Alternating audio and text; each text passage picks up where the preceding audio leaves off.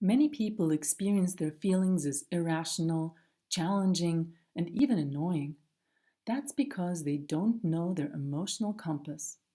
Each feeling performs an important function in our lives. This also goes for our more challenging feelings, such as anger. It helps us to address and change the things which we consider to be wrong. It allows us to take a stand and get moving. However, in its shadow expression, anger can be very destructive. But what about the situations which we cannot change? Those are the moments in our lives when we need to be sad. Sadness calms us, makes us soft, and helps us to accept that which we cannot change. Yet also sadness has a shadow expression, passivity.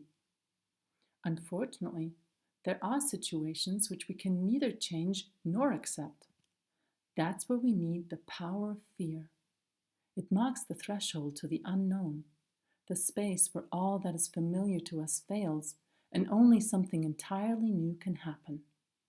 Many people know fear only in its shadow expression, paralysis.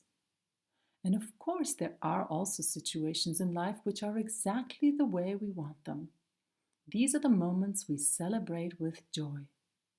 The power of joy lets us shine our brightest and makes us incredibly attractive. Yet also our favorite feeling has a shadow expression, illusion. The fifth feeling in the compass is hidden in its midst, shame. Through it, we're able to question ourselves. Yet in its shadow expression, shame leads to excessive self-criticism or even self-abnegation. Want to know more about the emotional compass? I wrote a whole book about it. The Power of Feelings, a practical guide to emotional intelligence. Check out what readers have to say about it. The best book about feelings I have come across.